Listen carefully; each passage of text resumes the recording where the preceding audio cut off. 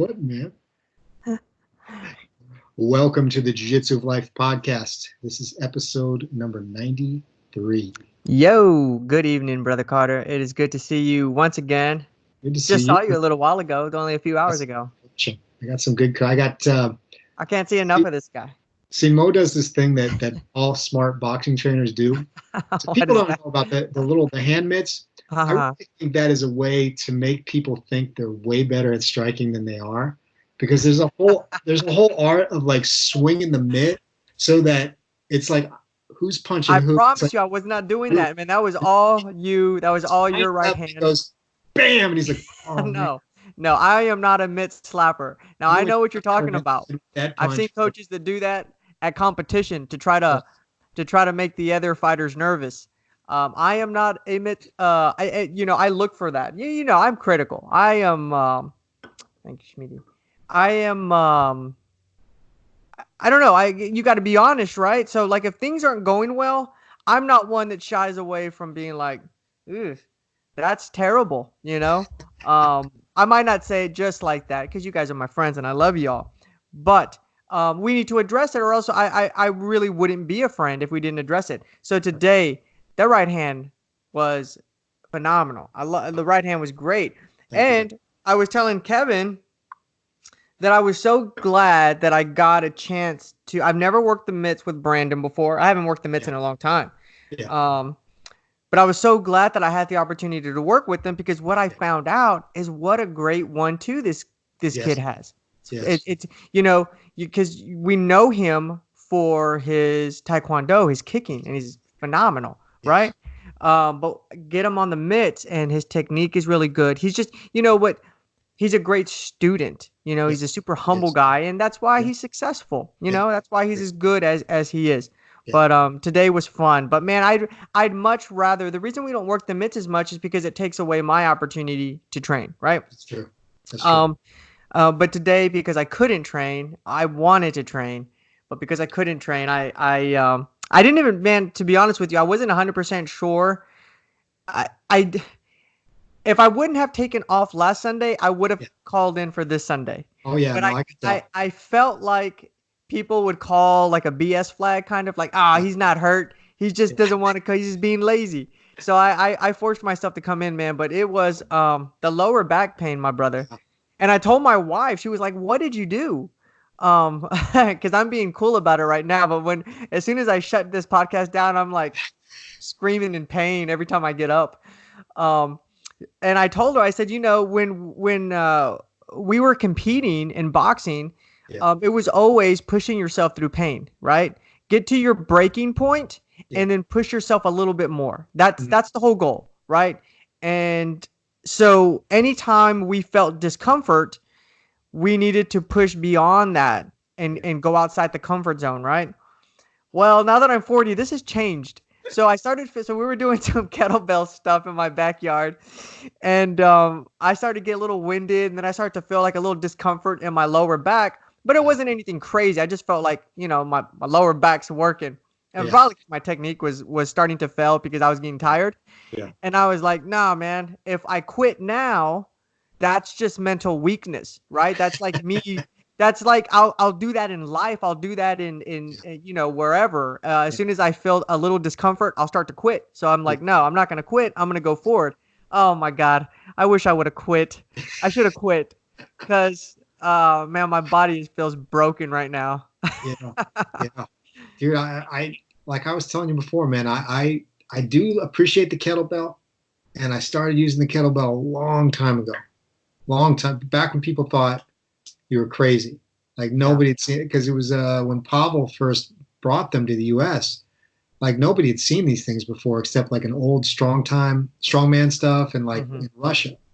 So at one point, there was a Russian guy that came to our house to fix the washing machine, and I had my kettlebells in the garage, and he looked shocked. And he was like, I haven't seen this since I've been in Russia.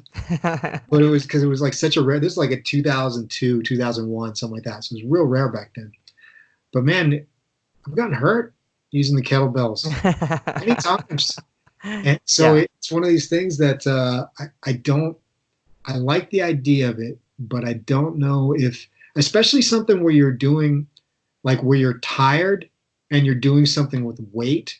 I Mm-hmm. always feel like that's a risky recipe. I understand how it's tiring and conditioning and all that stuff, Sure. but it's like if you're doing something that involves having technique in order to not get hurt, and you're doing it when you're super tired too, I'm like, man, I think there's got to be a better way of getting yourself tired that's not risky that way, because it's like you're not really getting yourself stronger by doing that, Mm-hmm. and you're risking injury by doing that. Yeah. So that's something that old man Fisk just doesn't believe in anymore. I used to Yeah. love that stuff, Yeah. but it's like I believe in doing things that make you tired, but that aren't very hard to get you hurt. So like more sprinting stuff on the Airdyne bike and something like that, where it's like relatively difficult to hurt yourself, or like strength stuff, but not really the in between. Because to me, the Yeah. in between, at least for me, because I had the same way. Like, dude, I'll push myself. Like, I like going super super hard, but I just realized at some point, like, man, that gets me hurt. Yeah. You got to control the intensity. I mean, age, it plays a factor. Um, Yeah, but yeah. yeah, Awesome, man. So I wanted to kind of jump right into it today yeah. because there was a topic that I wanted to discuss, and I just feel like it made me think about boxing a lot. Okay. And so I was talking to one of my good friends, Will Caldwell, Oh yeah, and we were talking about the Warren Buffett thing, right? Like there's no called strikes in investing, yeah, right? And in other words, if you're playing baseball, um, if you don't swing and they pitch something that's good, but maybe you didn't think it was good, they'll call a strike on you, yeah, right? And after three, you're out. But investing, this is not the case. yeah, You don't ever have to swing at anything that you don't want to swing at, and you can just wait for that perfect pitch, knock it out of the park. And what Warren Buffett says is that you only need really two or three of those to build wealth. yeah. Um, so Warren Buffett said it. It's tried and true. I agree with it 100%. But I started thinking about something else, right? And that was in boxing. So there are certain levels to it. I think when you first start boxing, it's just a matter of being comfortable being in the ring and getting punches thrown at you. Everybody, I've never seen anyone or met anyone who was not comfortable throwing punches. Yeah. Even the brand new female or male that just started, they're always comfortable throwing Yeah. punches. Yeah. And if I say, "Hey, go punch Carter over there," he's wearing the headgear. They have no problem with it. Yeah. Absolute They zero, actually, there's right? quite a line usually that we do that. But if I tell him to stand there and say, "Hey, you're going to take punches now and you got to defend them," that's usually where the discomfort comes from, right? For sure. So the first phase of the boxing is becoming comfortable with receiving punches, somebody attacking you and you being able to keep your eye on those punches and not look away and not turn around. People do crazy stuff when they first Yeah. start boxing. They'll spin in a circle. It's awkward, right? But we all go through it because it's a skill. It has to be taught to you. Mm. And after you get there and you become relatively comfortable with that, it usually comes down to two it's almost like two roosters fighting. They engage and then they back up. They engage and then they back up. And that's usually what we'll see an exchange of punches, and somebody's going to win the exchange and then they're going to back up, right? And so that's the next level. And once you get better than that, and this is a pretty elite level here, is you become a counter puncher. So Yeah. you're no longer exchanging at the same time necessarily. You're waiting for opportunity. You're waiting for the opportunity, but you're on a much higher level because to counterpunch requires an exceptional amount of timing, right? And you have to be able to read. You've had to have boxed long enough to kind of pick up on the tail signs that he's going to initiate a punch. So I'm looking at the shoulders. I'm seeing what they're doing. Hopefully he's not fainting. But you should be skilled enough, hopefully, at that point that you're reading the punch. And what you're basically doing when you're timing a punch is you're sort of predicting what you think is going to happen by what he's doing physically, right? Mhm. And this is counterpunching. And to me, and I've seen a lot of guys that they just have their gloves up and they're literally no head movement, no nothing, just right in front of you and just waiting for you to throw the punch. They're going to slip one way and they're going to counter, or they're going to pull back, come over the top of the jab, try to knock you out. It's beautiful, right? But they're really just waiting on you, and it's a beautiful thing to watch. But they're waiting on opportunity. Yeah. There is a whole nother level beyond that, and that's like maybe the one percenters that get to this level, and these are your greats. And there's champions that are counter punchers where they just wait, they'll slip once you throw the jab, once you throw a right hand, they'll counter. Yeah. So you can become a champion being a counter puncher, but there are some really great pound for pound champions that they are on the next level of counter punching. And the next level of counter punching is when you're not waiting for the person to throw, you are actively doing things to make this person throw, right? Mhm. So instead of waiting for you to throw, I might creep in a little bit too close, but I know that that's going to cause you to throw your jab. So I'm going to get a little too close to you because I know that from what I've seen, your patterns, that you lead with your jab. So you're probably, and I might be stepping to my right. If you're a right-handed fighter, I might be creeping to my right, which is your left. Mhm. And I know that as soon as I get within range, you're probably going to throw that jab. I'm looking at that shoulder and I'm waiting. And then I'm going to come over the top with my right hand, finish with my hook, right? I'm making you throw. Um, and this is what I wanted to talk about with investing is that you can wait for opportunity and there is nothing wrong with that. But I think the next level is you become a person that creates opportunity. Yeah. Now, how do you go about doing that without spending money? And I think that's the important part, right? Because a lot of people feel like you're not doing anything unless you're spending money, right? If we're talking real estate or if we're talking any sort of business, unless you're spending money or acquiring property or acquiring some sort of asset, you really feel like you're not doing anything. And I don't really think that that's the case. Yeah. Um, so I'm looking at my notes real here so I can keep my thoughts together. Um, so what made me really want to what I want to focus on, and so how do you create opportunity without spending any money?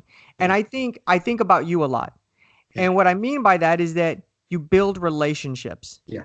That's how you create opportunity without spending any money. So I'll Mhm. give you a couple of examples in real estate, and specifically mobile homes, because that's the type of real estate that I'm buying now, right? Mhm. I don't necessarily have to spend any money. I don't have to send direct mail, right?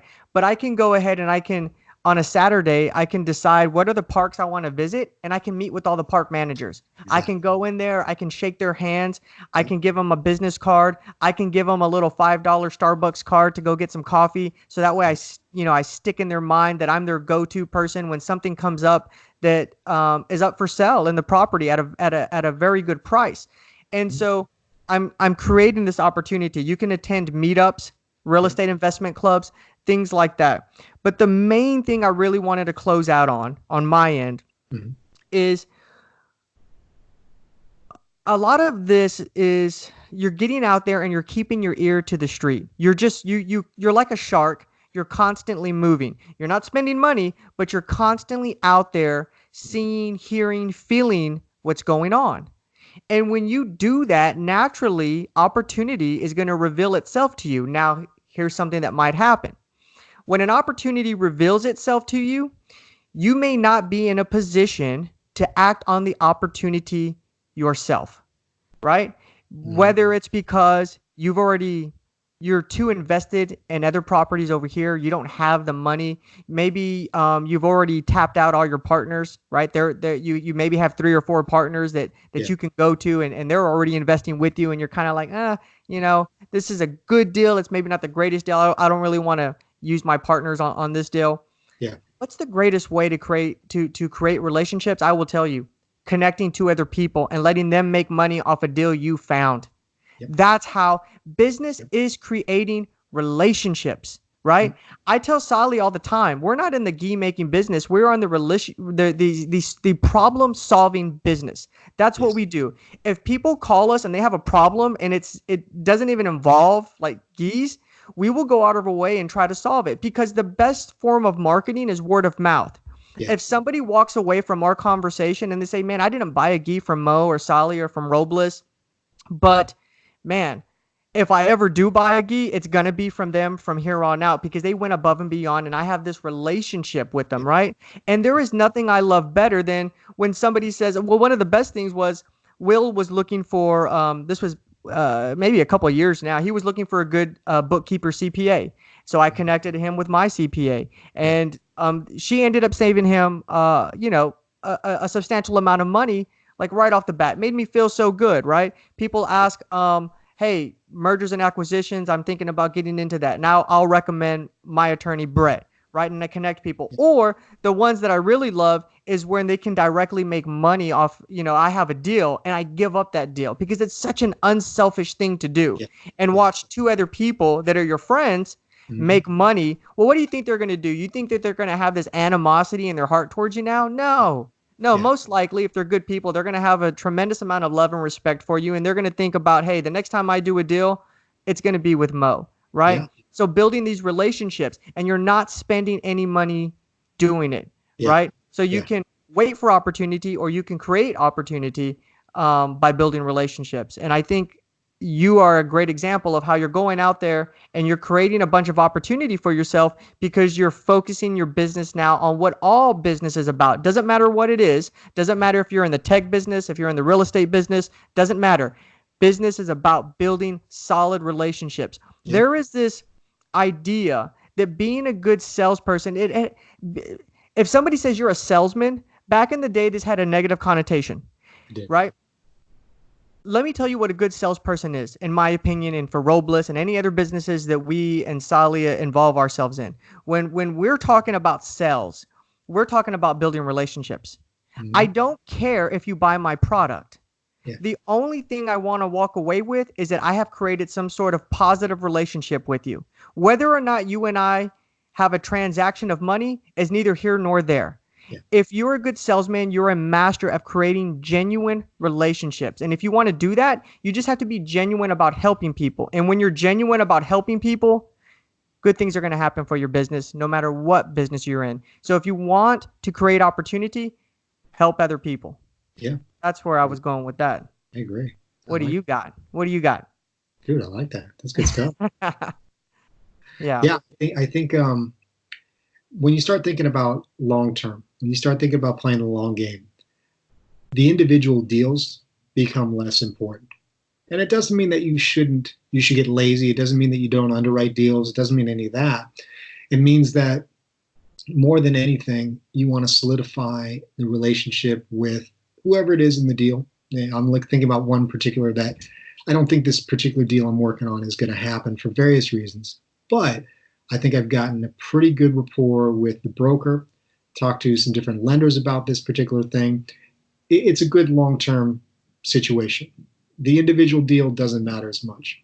We've been talking about all the Airbnb stuff, and I've been bringing in other lenders, property managers, all that kind of thing on this. To me, looking at the specifics of each house or whatever, I mean that stuff matters to a point, but what matters more is that because every deal, if you think about it, you're not even if you're buying a physical asset, be it a gi or a house or an apartment building, or whatever. The most important thing is the people involved because in the gi, it's the people that are making it, the people that are selling it, the people that are talking, that are making that connection happen. Right now, that's you guys. I think in the next couple of years, it's going to be less and less you and more the people that you guys hire. When you're buying, be it an Airbnb, an apartment building, whatever, it's a hugely management intensive industry. You need good people running it. You need who are the people greeting the people. If you're dealing with fancy stuff, it's like who's the person greeting them? How are they dressed? How do they talk to people? All that kind of stuff. That all matters. But all of that, if you back up a little bit, it's all about getting the relationships to make that happen. Because if you just sort of say, oh, this is a good deal and I'll just put this management in place and everything will be fine, it's like, well, you haven't really you might get lucky and that may happen for a little while, but for that to happen consistently, you need to think about not only the relationships, but really even more specifically, the types of people that you need for the different positions in your organization. And then establishing the relationships to either find those people directly or to hire people where you can be very specific about the type of people you want in those positions. So, because every organization is run by people. And that's why when I listen to a lot of multifamily stuff right now, it makes me cringe because they're like, oh, we're just bringing in this new management company. And I'm like, okay, but who are the people? Who are the people that are Right. specifically going to be there? Because you can have this company with a great reputation that's got thousands of employees, but if the specific people you need for this spot are not there, you're still going to struggle and fail. And I've seen that happen over and over again on the side of people buying and failing or whatever. And I still see like it's happening on deals that are just being created right now because the idea is that, well, you just have to get a company in there. It's not a company. You have to get the right people. And I think that's really knowing the asset that you're buying, knowing the neighborhood, knowing all these things, keeping your eye on the ball. And the great thing that we have access to nowadays is a lot of stories by very successful people. And I'm going to present one that may be a little controversial to the world at large right now. I like controversy. It is a book called The Art of the Comeback by a fellow who is our president at the moment, Donald Trump. And the reason I bring it up is because he's known for The Art of the Deal, which is, I think, a really good book and really interesting if you're interested in all the components that it takes to make a deal happen. But my favorite one is The Art of the Comeback because it talks a lot about how he stopped paying attention to a lot of his investments and how that cost him financially. And to me, if it can happen to people at the highest level, when you're talking about billions of dollars and still potentially losing all of it because you're no longer worried about all the details of things, then it can happen to anybody. And that doesn't mean, but it's always finding the line because you don't want to micromanage, but you still have to pay attention. You still have to manage the managers. You still have to oversee things. Like the way I look at it, even with our Airbnb, we've got good management in place now. And I've been talking to the guy and seeing things are booked out. We're still going there tomorrow. We're still going to go once a week and check up on things. We're still going to talk to the neighbors and make sure that all this stuff is going. Because if you sort of set it and forget it the way people talk about, I don't think that's really a way to run something. It doesn't mean that you spend all your time worrying about it, but you need to keep mindful, keep aware of it. And all of these things are relationships. Even the neighbors, like I'm saying in our Airbnb, we have a great relationship with the people across the street. We spend a lot of time cultivating that. I bring them wine a lot of the times. I talk to them. I always make sure that, I see anything that I can do to help them because this helps our investment. And they're actually really just super, super nice people too, which helps. But I think you really don't have any sort of business if you don't have that in any business. I don't care how automated it is, the customer service. Even this is another sort of weird example, but years ago, one of my main training partners was an orthopedic surgeon. And he was telling me about this surgeon he knew that would always wear this bow tie and we had this incredible bedside manner and was making money hand over fist. And this guy told me, he's like, this guy is the worst surgeon I've ever seen. He's like talking to the nurses and they're just like, oh God, because the nurses know the truth. And this guy would have to do revisions of surgery over and over again, but he never had an unhappy patient because he had such great bedside manner. He was so well dressed and so pleasant that people just didn't even seem to care. One of the things, and I know everybody's not the same, so some people might hear this and be like, oh, no way, you didn't know what he's talking about. But I am the type of guy where if I go to a restaurant, talking about bedside manner, right? And the restaurant and the food is phenomenal, like the best thing that I've ever eaten. Yeah. But the service was just horrendous. I'll never go back. Yeah. Right. But if the food is just on par, it's okay. It's not bad. It's good, but it's not the greatest thing for probably what you're paying. But the service is just next level. They make you feel like you're the most important customer in the world. Yeah. I'm loyal to the end. It matters a lot. And I'm thinking about this again, we're talking about like the high-end Airbnb stuff. As that space gets more crowded and more competitive, there's a lot of things you have to do to create an edge. And that creating an experience, having just management that is super attentive and makes you feel like you're the most important guest they've ever had, that becomes more and more important because I think that's a similar analogy where, let's say the beds are a little run down or the furniture's a little messed up or maybe there's a huge problem with something that they were promised or whatever. But if you're super attentive and, caring to their needs and make them feel important, do everything you can to remedy the situation as soon as possible, to me, that is more than likely going to generate you more business and repeat business and things like that than if everything is good, but you're non-responsive or very cold or impersonal, because then it's like, what's the difference between your place and the place down the street? They're both pretty nice. They're around the same price or whatever, but it's like if one makes you feel like a king for a couple of days versus this other place where it's just like, just leave, shut the door when you leave. I mean, like that's a huge difference. Customer service matters. So, and a lot of that, I think, Yeah. if you can look at it from that mindset, I think it's kind of fun because the way I look, like I got all these houses to look at, I got all these but I don't look at it as I have houses to look at. I have all these realtors to meet and find the ones where I'm like, okay, this one understands what I'm trying to do. This is somebody who's going to be on the lookout for things. And now I have all these different people looking out for deals for me. I have all these different people on my team that can benefit and make money from different investments that I might make.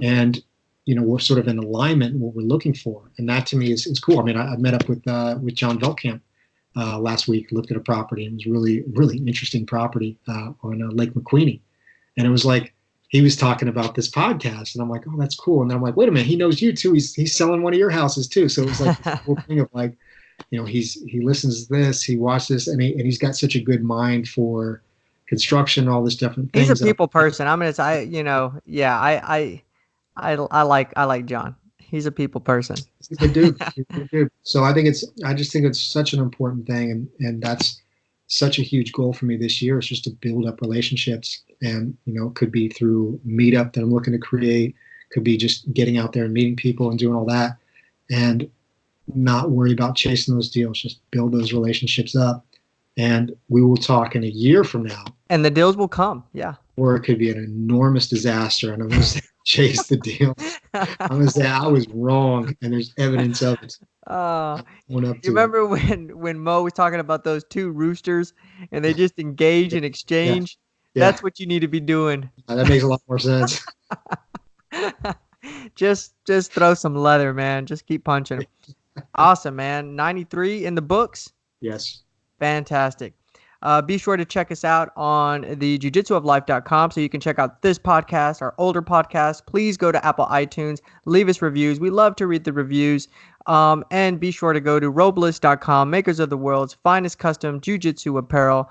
I don't know if this is going to post before Christmas or after Christmas, but we wish all of you happy holidays. We wish you a happy new year. And as always, myself and Carter wish you guys nothing but the best, both on and off the mat. Have a great week, guys. Take care. thank you guys.